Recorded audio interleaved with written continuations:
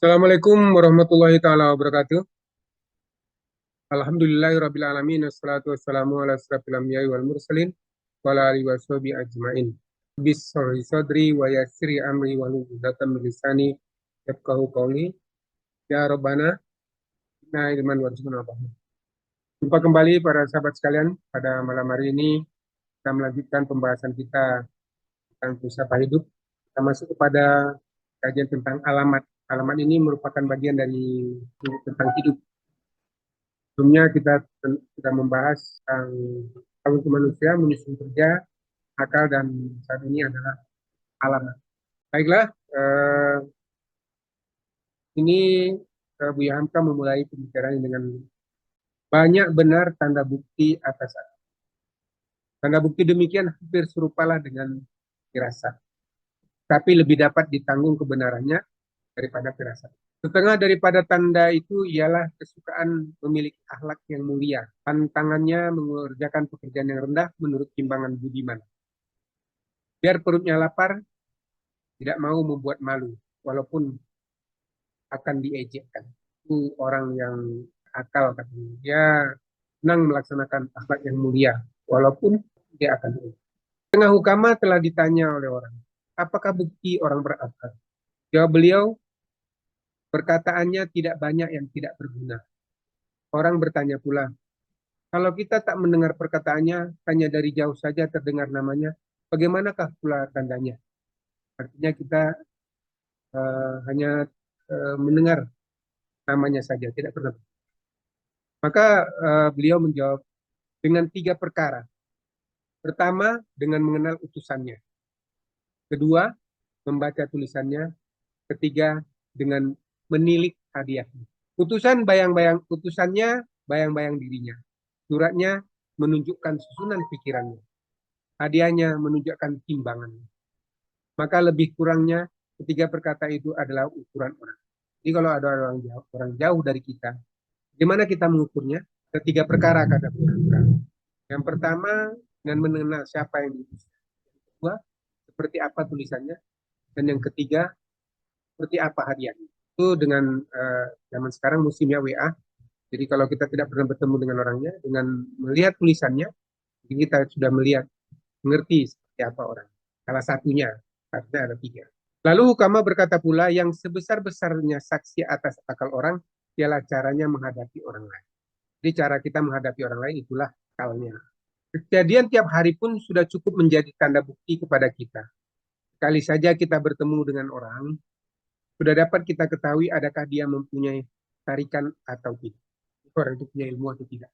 Oleh sebab itu, dengan semata-mata melihat gagah pakaian tidaklah jadi bukti tentang isi. Ilmu bukan di dasi, akal bukan di baju, bijak bukan di sepatu. Orang yang sempurna akal bukanlah disediakan buat menjadi bintang film. Tidaklah tiap yang putih sudah boleh disebut. Berkata Al-Asma'i, saya lihat di negeri Basra orang tua bajunya indah, tangkas dan banyak pengiringnya. Sebab itu terniatlah oleh saya hendak menguji akalnya. Lalu saya ditanyai, siapakah gelar beliau? Dia menjawab, gelarku Abu Abdurrahmanir Rahim Maliki Yaumiddin. Kata Al-Asma'i, saya tertawa dan tahulah saya tingkat akalnya dan bodohnya. Tak dapat dipertahankan oleh pakaian dan pengiring. Tak ubah dengan orang memberi nama anak si Sutomo, Soekarno, Cokro Aminoto, dan Abdul Muiz. Tapi tidak diberinya didikan sehingga nama itu terletak di pelembahan. Ada juga yang sengaja mengubah namanya amat bagus. Umar bin Abdul Aziz As-Sumatrawi, gelar Sultan Jurnalis. Ya, ada beberapa orang yang hanya cantik dirinya, namun begitu ditanya dirinya, jawabannya karya tertawa. Kemudian beliau mengatakan bahwa di sebuah kampung ada seorang perempuan, nama anaknya Mustafa Kemal. Karena cita-citanya jika anak itu besar kelak menyerupai Mustafa Kemal pun. Akan tetapi setelah agak besar, bukan diserahkannya ke sekolah supaya agak sesuai dengan namanya, bahkan disuruhnya mengembala sapi. Pada suatu hari ketika sapi itu masuk dalam ladang orang, ibunya itu telah memanggil namanya keras-keras. Sapa Kemal, Sapa Kemal, Sapa Kemal. Orang yang lalu lintas tentu saja menaruh hormat mendengar nama yang besar itu. Tetapi setelah dipanggil berulang-ulang, barulah anak itu menjawab, apa? Keras-kerasnya pula. Ibunya menjawab pula, sapimu telah masuk ke dalam ladang orang. Itu jawab beliau. Jadi walaupun diberi nama siapa, tidaklah nama itu yang mujarab, yang memperbaiki diri. Tetapi dirilah yang akan memperbaiki nama. Karena cerita itu kita teringat pula suatu cerita lain yang kita dengar dari mulut seorang orang tua, bahwasanya pada suatu hari seorang telah menumpang kereta api dari Padang ke Padang Panjang dengan pakaian yang amat gagah. Lebih gagah daripada yang dipakai orang biasa. Memakai dua dasi, dasi panjang dan dasi pendek.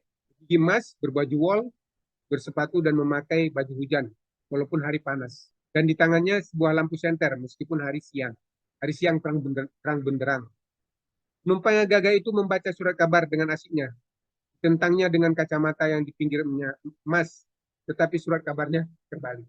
Jadi ini menunjukkan bahwa Hamka ingin menunjukkan pada kita bahwa pakaian yang gagah itu belum menunjukkan orang itu. Lebih lanjut beliau mengungkapkan bahwa kepada sebuah kantor pos telah datang seorang penatua bersemping kain bugis, bertongkat semambu, berkacamata dan dua buah pulpen dan pilot potlot bersama sebuah notes terletak di sakunya, saku sebelah atasnya. Kedatangannya ke kantor pos itu ialah hendak menjemput uang dari wesel yang mesti diterimanya. Ke pos belum mau menyerahkannya sebelum dia membubuhi tanda tangan. Mulanya dicobanya meminta tolong, tetapi pegawai pos memberitahukan bahwa mesti tanda tangan sendiri. Katanya penanya telah habis tintanya, sedang potlot saya tumpul. Pegawai posnya ini ada tinta. Waktu itulah ketahuan bahwa beliau tak pandai menulis. Hingga terpaksalah tangannya diletakkan ke tinta hitam, membuat maka dengan semata-mata pakaian elok tidaklah dapat diukur dalam dangkalnya akal budi seseorang. Kadang-kadang orang yang ahli tidak sanggup mencukur rambutnya dan tidak ada tempo untuk memperlihatkan perkisaran mode pakaian. Ini menunjukkan bahwa alamat apakah orang itu pintar atau tidak, berakal atau tidak, tidaklah bisa kita pedomani bagaimana penampilannya. Karena penampilan itu belum tentu menunjukkan akal budi. Oleh sebab itu, kita harus menimbang orang lain, jangan hanya dari pakaian saja. Jadi ada salah satu cara bagaimana melihat bahwa orang itu berakal atau tidak. Jadi kalau kita bertemu dengan orang itu, maka akan lihat bahwa perkataannya tidak banyak yang tidak benar. Lalu orang bertanya pula, kalau misalnya kita tidak pernah ketemu sama dia, seperti apa? Maka ada tiga hal katanya yang menunjukkan bahwa orang itu berakal. Bahan pertimbangan kita, karena orang itu berakal. Yang pertama, lihat siapa utusannya, siapa yang diutus oleh. Yang kemudian yang kedua, seperti apa tulisannya, kan tulisannya itu seperti apa. Dan yang ketiga, apa hadiah yang dikirimnya. Demikianlah bahasan tentang alamat yang ditulis oleh kita. Mudah-mudahan bermanfaat. Lebih dan kurang mohon maaf. Wassalamualaikum warahmatullahi taala wabarakatuh.